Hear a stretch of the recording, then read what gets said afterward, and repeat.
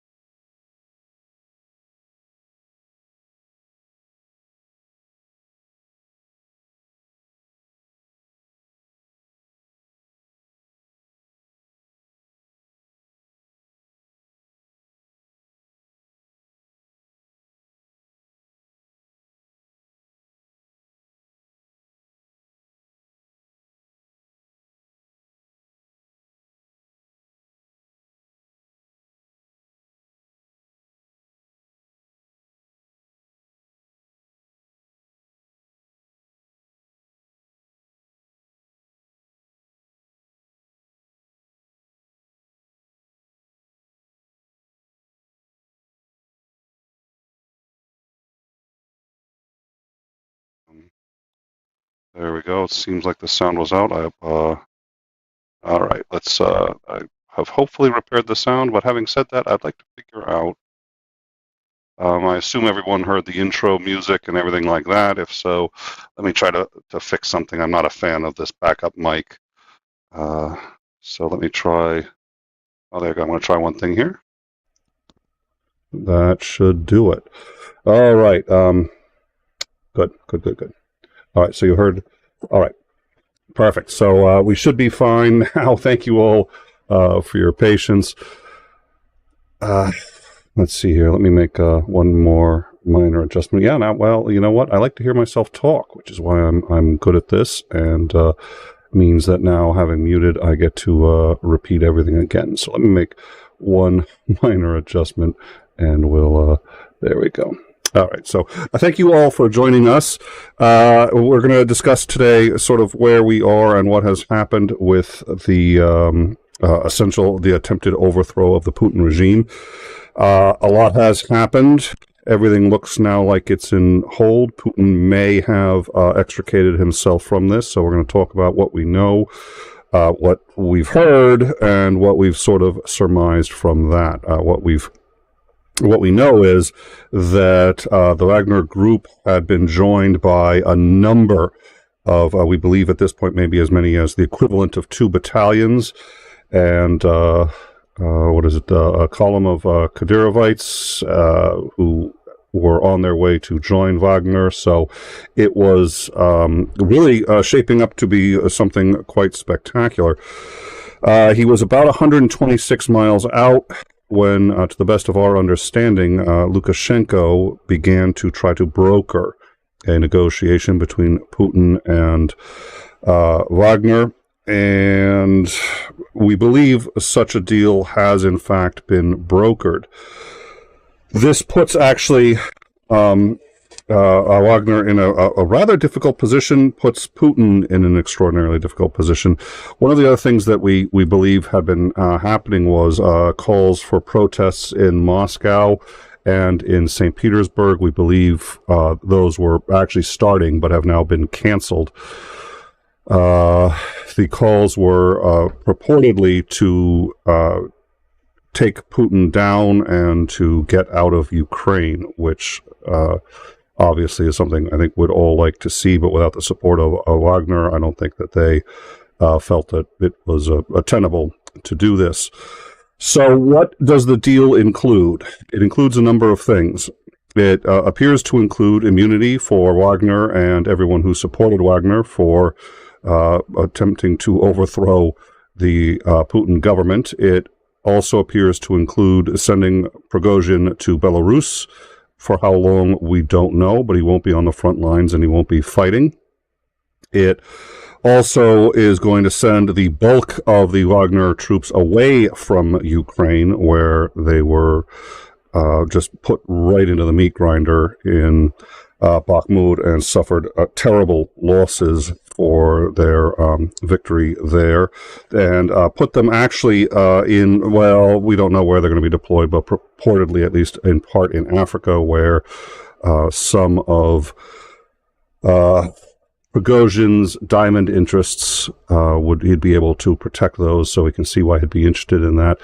We also, at this point, while we have not heard it, we believe there is reason to believe that it included punishing a number of the upper generals in Russia for their botched handling of the war. Now, we know that in many cases, it wasn't their fault. In many cases, Putin intervened. We also know that the military was not what it had purported to be and purported to Putin. So whose fault is it? They certainly bear some responsibility. I suspect Putin bears at least as much as any of them do.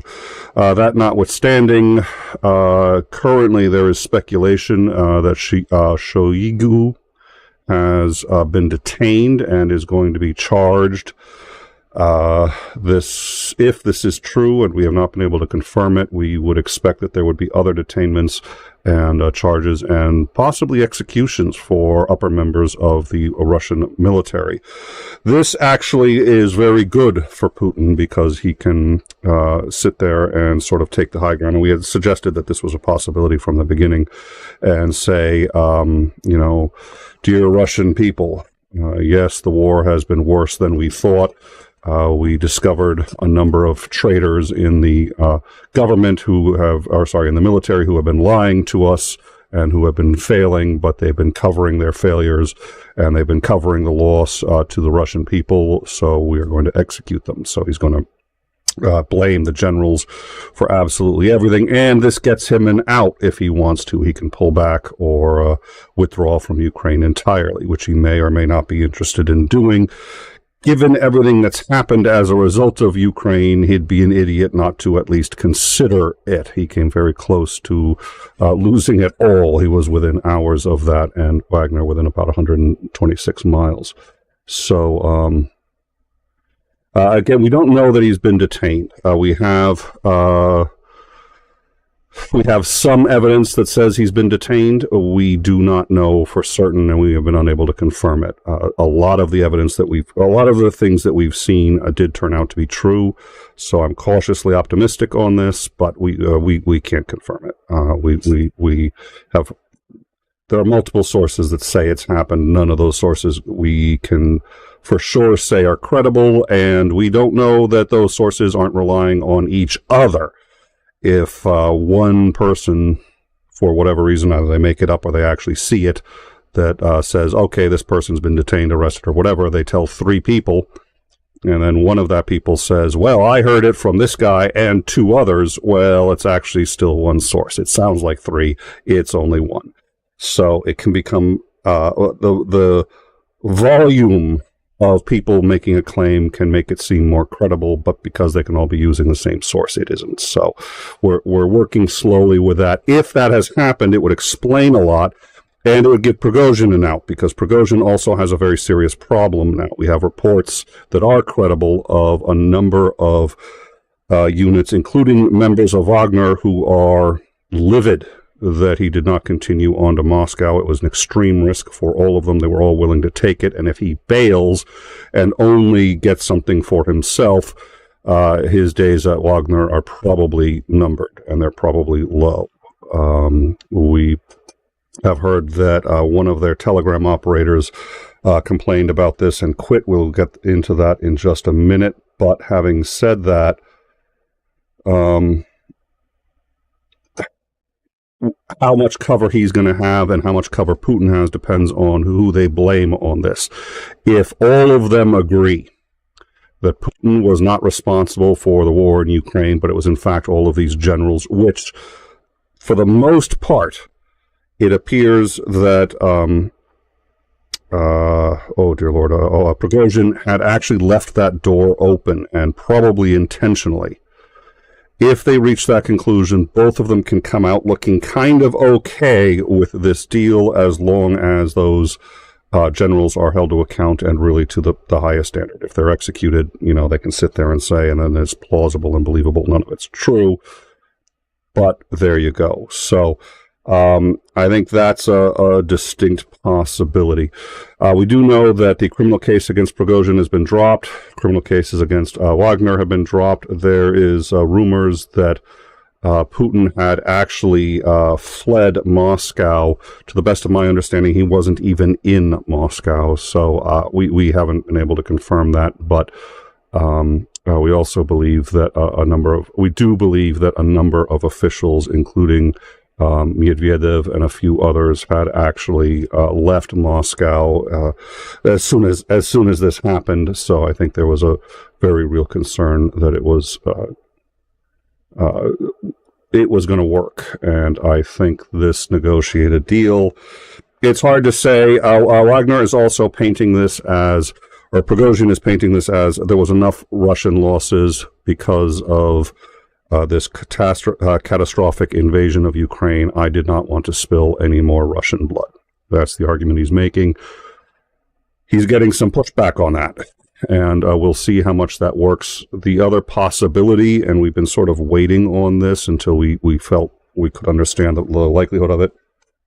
Earlier, he had said that he was going to stay in Rostov, and he wasn't going to go past Rostov. He said that having already gone past Rostov. He is in the military. He's aware that misdirection is very, very important.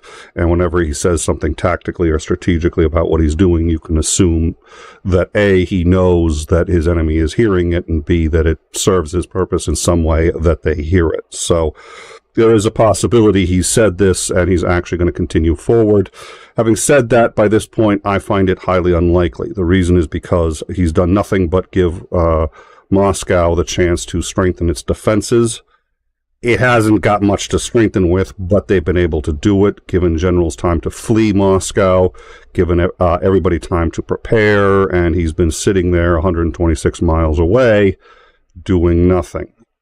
So I have to believe that at this point it's genuine. I do think he's unreliable. I also don't think he hasn't gotten a reputation for being indecisive. So the fact that he's made this decision, made this deal, I find it highly unlikely that it change. And I find it highly unlikely that, if he changes his mind, his troops would be as eager to go with him, because it would show him to be rather fickle. And nobody likes to follow a fickle general into war. So at this point, we believe that the deal is genuine and will be followed through on. For those reasons, that's a conclusion we've reached. We don't have anything other than just what we're looking at to reach that conclusion. So what's the effect? Well, we don't know. My suspicion is that Wagner will be greatly diminished as a result of this because he did not follow through. I think the people who were willing to go with him were very eager to do it, and he has now decided not to go through with it. I think that Russia will find a way to punish him. So this is not over for him, and he must know that. So he must think he's got a way out of it.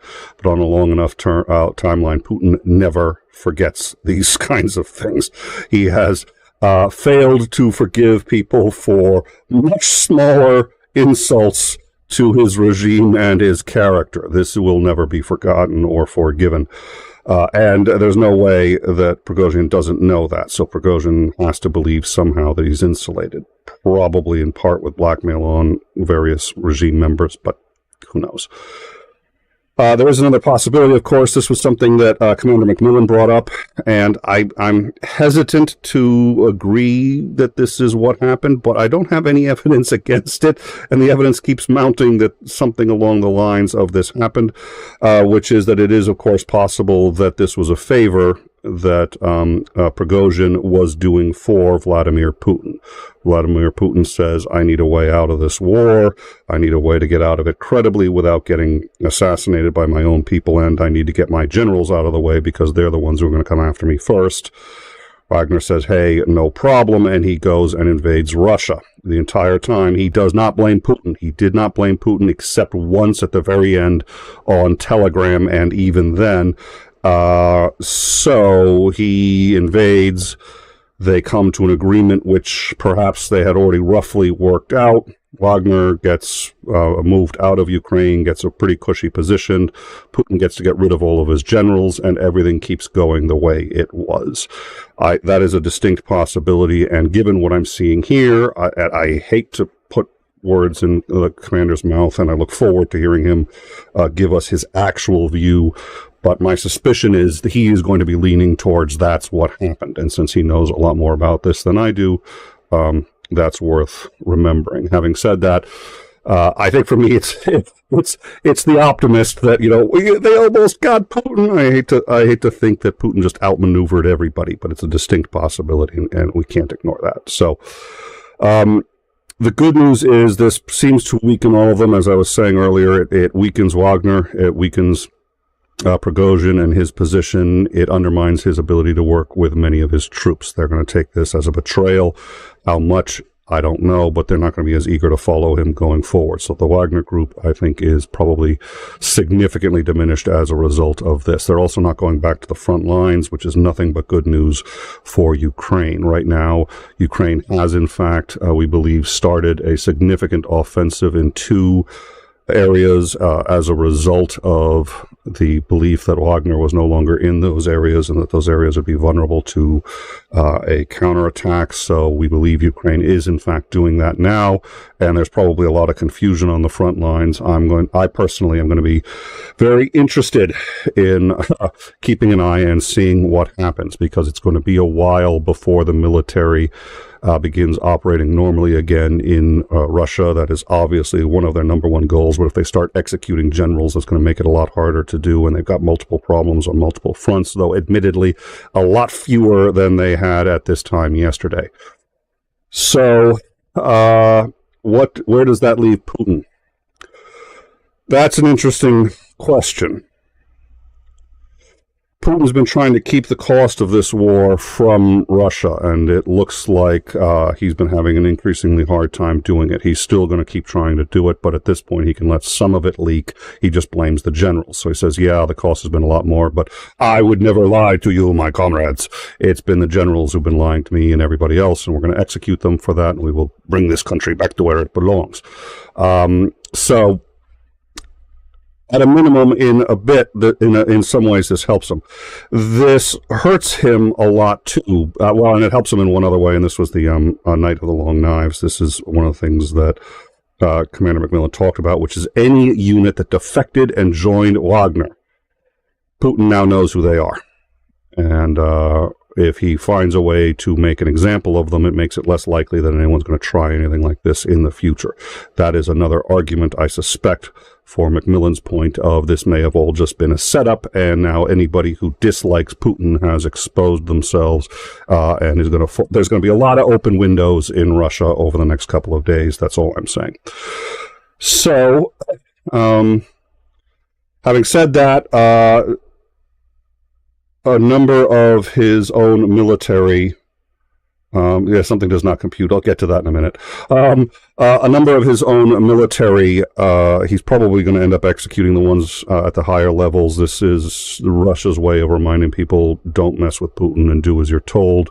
I think it's going to have some of that effect, but I think it's also going to have an effect with the oligarchs and other people who are in a position to remove Putin, to say, look, that got awfully close. One way or another, that got awfully close. If it was true, if it wasn't true, if Prigozhin was not loyal to Putin and was ultimately going to change his mind, they had troops 126 miles from Moscow. Nothing should ever have gotten to the point that allowed that to happen, whether Putin was in control or not. It certainly doesn't look like he's in control. If by sort of in their best case scenario, that was a gambit by Putin to regain control. How far were things lost that he had to go that far to do it? It damages their national pride. This private military group just cut through Russia. So I think this is going to cause a lot of discussions that should have been held a long time ago about how to move forward with Putin and whether or not that's even possible. I don't know what the conclusion of those are, but I think Putin has extricated himself. Let's assume for a minute that this was all set up by Putin, he has extricated himself from at least one or two very pressing and urgent problems, but he's added some more very long-term problems, and he's added to the doubts about him from members of his inner circle. So I think short-term, this helps Putin. Long-term, this really hurts, and the question is how much, and we're not going to know for a while. Something about this doesn't smell right. I agree completely. Well, that's sort of the thing. Prigozhin really seems to be a man of the people when it comes to the military, and that he would stop at that point, and that there was anything that he could be offered that would let him do it.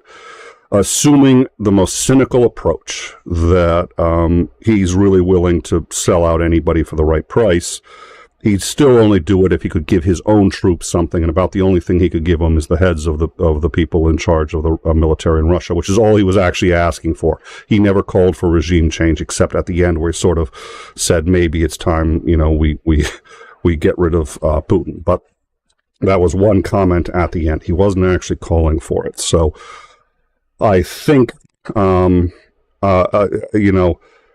that's one of the more credible ones. Truth be told, at this point, probably the most credible one is Commander McMillan's assessment that This may have actually been Putin calling in a favor, and he called up Prigozhin and said, I need you to do something. That rubs me the wrong way because I don't think that way. And I have a very hard time thinking that way. We've all met people who think that way in the U.S. Fortunately, we discourage that kind of view, but we've seen people who think that way succeed well in the U.S. Trump, by the way, is not one of them. He does not think that way. He is terrible at it. Mitch McConnell does.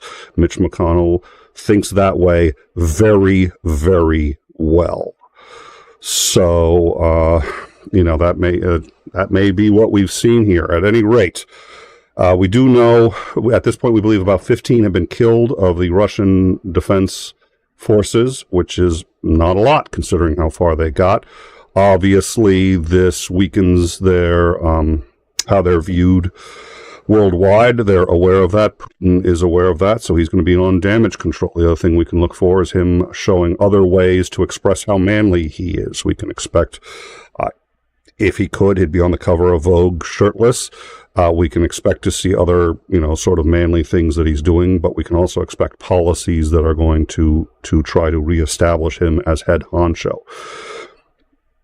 I hope that one of the new policies is going to be a quiet withdrawal from Ukraine, because if he executes his generals, it is essentially because they lied to him about Ukraine, and he's using that as his exit strategy. So with luck, he's going to start to do that. I hesitate to say it because I'm not convinced he's going to. We don't know what he's going to do yet, but I think we have to recognize that there's a very good possibility he's going to stay, and there's a decent possibility he's going to use this to start to withdraw and just say, oops, our bad. We got some bad information. We were told there were Nazis, and it turned out the guy who said it to us was a Nazi. So, we killed him, and things are done. You guys have good luck. We're not going to fix anything because it was just a mistake. But, good luck with that dam there and your nuclear power plant, and we'll catch you on the flip side. It's possible. I don't know. I think we're going to have to wait some time to sort that out. So that's where we stand. It looks like this is a legit quote compromise. It looks like they're done, and it looks like they're withdrawing. Again, when this first happened, I thought at least it was a 50-50. He was just saying this so he could buy time as he goes forward. But I think at this point we're pretty sure that the deal is legit. I try not to talk too much about my own personal feelings on these things, but as a person, I am disappointed because I think that this was something that was necessary. It's also, again, entirely possible all of it was fake. So,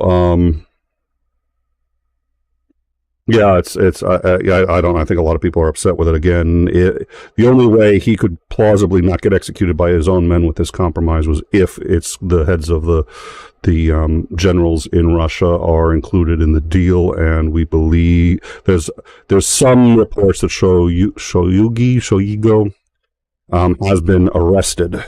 We don't know that for a fact, but if he has been, it would make a lot of sense. And that would be the out that both Putin and Prigozhin would need to get out of this, although I think, again, both would be greatly diminished for the reasons I gave earlier. I'm not going to get into it again. I'm glad we still have new people coming up. Rather than repeat myself and repeat what everybody already knows, we can just go to the top of this and catch up with what's going on. Before I leave, I wanted to make one statement, and so, In Time is an educational show, and I think the reason so many people put so much effort into it is because we believe that the world becomes a better place the more educated everybody is. Education is the silver bullet, and education is sometimes what we do on overtime. It's sometimes, talking history, philosophy, psychology, and a lot of times it's, okay, this is what's going on in the world right now. This is what people are doing, and you can make better choices when you are more informed. It's better choices about trans issues, about international politics, about civil rights, about anything, the more informed you are. So that's what we try to do here. We have a tremendous amount of volunteers and a lot of people who work hard, and anytime I do a show like this, I get a lot of congratulations in my DMs and people saying, "Oh, you did such a great job. It's amazing. You guys went out and got everything done so quickly." And we did. We've gotten very good at it over the last couple of years. And every time we get, as we did last time, as we did yesterday, someone's like, "This is all fake. It's not in the news." It's like, "Oh, you must be new here." You know, we beat mainstream media a lot of the time. That most of the time isn't me. Most of the time, that's other people bringing me the information, bringing it to our Discord. So come on in and check out our Discord, because usually it's there before even I get it. And then we put it together, we workshop what we think is actually going on, and we go live with it. We beat CNN, MSNBC, Fox News, ABC, Al Jazeera. Al Jazeera is the only one I have a harder time beating them most of the time to it, and we're often, in my view, more accurate. And I'll go toe-to-toe with anyone who disagrees with that. I think the facts support us. I'm the guy who makes most of the final decisions about how we do it, and I'm the guy who's on air, so I'm the guy who gets most of the credit. We have a lot of mods, and without those mods, the live chat would go to hell, because we get a lot of people who come in and want to pick fights. So I'd like to thank all of our mods, who are a huge part of this. Allie's been modding for us. She has been doing a spectacular job, and she's also sending me information when I need it, which really helps out. So thank you very much for that. We've got supporters. Sinister Porpoise has been supporting us for a very long time. And the super chats, the memberships, patrons support us and allow us to do this. We do this because we love it and because we do believe in education, but belief doesn't pay the bills and our expenses with this show, and there's more information to process than I can possibly do. So it comes in from so much work and from so much support, and from people who and there are people who I know want to donate and want to become patron members and want to become members on the channel and can't. They can't. They're on fixed income. They're on Social Security. So they just tell people, our mods, they tell me how much they appreciate it, and they share it. And it's like, hey, that's awesome. That's awesome. That's part of how we succeed and move forward. We also, of course, get a lot of people like Commander Lance McMillan, who comes on and shares his expertise with us. He does it, I think, because he knows that he's providing a service that is valuable, and we appreciate it. But I wanted to take this opportunity. We are now wrapping up what was a crazy 12-hour period. We do believe that it's basically come to an end. We're going to talk about it more on our regular news follow-up. But I think from what we're seeing, this is about it, and I've posed the questions that we're going to ask, and I'd like to talk to him, but without him helping, we would not have as much information and quality information to give to you. The amount of times I have to say, and Commander McMillan said this, and it looks like this is right, when like it seemed like out of thin air 12 hours ago. So I'd like to thank him a lot. I'd like to thank also a lot of just friends who support me, my family, who I first told them a couple of years ago the concept for the show. I'm like, okay, so if we're on vacation and someone, takes a pot shot at a political figure, I was like, yeah, I'm going to be screaming. So I have to have a computer nearby at all times. So I live a little bit of a different life than most people, and that's what, so without my family supporting it, wouldn't work without friends. Christopher Mowdy, the Dr. Reverend Christopher Mowdy Jr. Esquire, who's a good friend of mine and has been very supportive of this show, has come on. A number of you know who he is. He's a psychology teacher, psychology professor at Rutgers, but also very knowledgeable about a great many things, and so I'd like to thank him a lot. I'd also like to take a moment to thank, and so many people, Dorito is regularly putting information on our Discord, and regularly just one of the top first people out there giving us that news, so I appreciate that. I also wanted to take a moment to give a shout out to Bregwin, who probably does not get enough shout outs, but Bregwin is without a doubt the most reliable source for news that we have. Comes the fastest, most often from Bregwin, and it's always accurate when it comes from Bregwin. And so Bregwin is just a huge source of a huge reason for our success. And most of the time, we are so busy pushing forward, I don't take the time to say thank you. So I wanted to make sure that I said thank you to Bregwin, who produces more content for the show than most other sources, myself included, combined. So Bregwin is a huge part of our success, and the support that Bregwin gives isn't financial. It's not, it's not becoming a patron or a member. It's giving us the news that we need to do this. So it's extraordinarily important, and also shows that if you like the show and if you want to contribute, a lot of ways to do that. But I wanted to take the time to say that to Bregwin. And lastly, of course, Titan Uranus, who I think keeps that name. I'm not sure that Titan Uranus likes that name per se.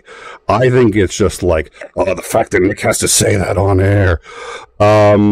But having said that, Titan is, of course, our head mod. But as everybody knows, I talk to him a lot, and his advice has really helped me find a path forward. And when things get difficult, and they do, I often, his counsel is a huge part of my decisions and how I make them. So he's always really had the interests of the show first, and on occasion has had the interests of the show ahead of my own interests, which, to be honest, is what I want, because the show isn't about me and is its own entity. So it's something that he's always understood, has always really fought for, sometimes at personal cost. And so I'm very lucky to have him aboard, and he is a huge part of what makes this show successful. I'm also aware that he helps a lot of shows, and that he will help any show that is trying to make communities and make the world a better place. He will do that. He's not doing it because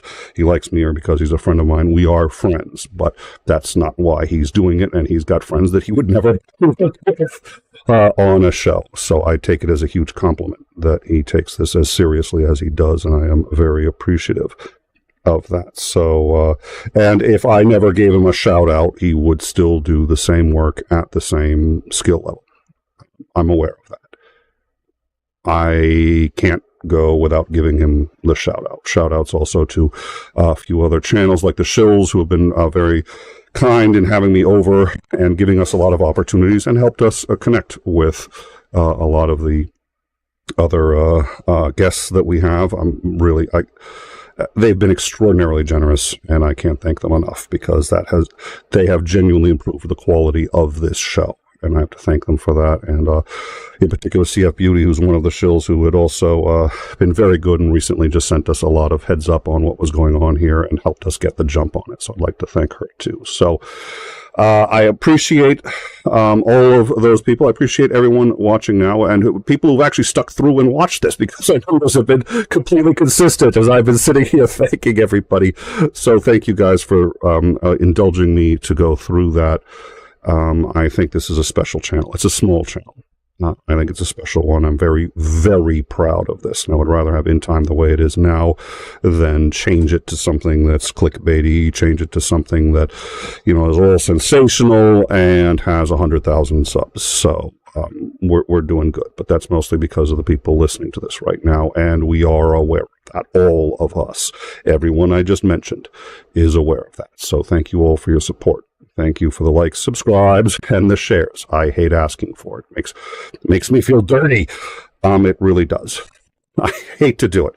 It's one of the things, if I want to do this, I have to do that, because that's the only way that this channel stays afloat. So I do that, and you guys have been listening and doing it. And that's one of the best compliments I think you can give us is, don't have to make a lot of noise about it.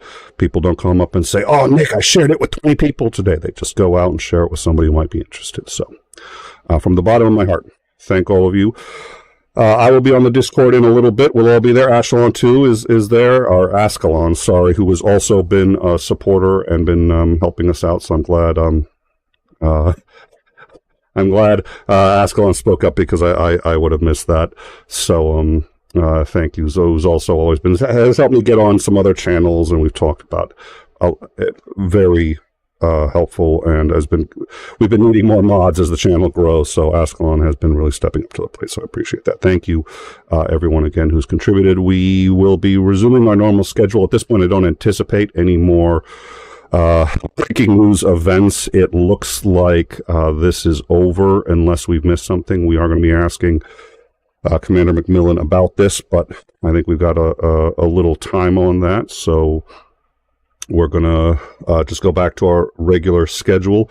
If memory serves, we don't actually have anything scheduled for Tuesday, so our next currently scheduled program is Thursday with Downtime with Commander Lance McMillan, and of course, Operator Starsky again on Friday. I have a feeling we're going to have a lot to talk about.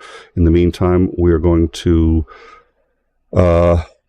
keep an eye on things, but we're not anticipating anything. Join us on the Discord, and you can keep up with it as we do. Please do like, subscribe, and share, because it really does help us out. It's a great free way to do it. We will see you all on Friday or on the Discord. Thank you again for joining us, and have a good weekend.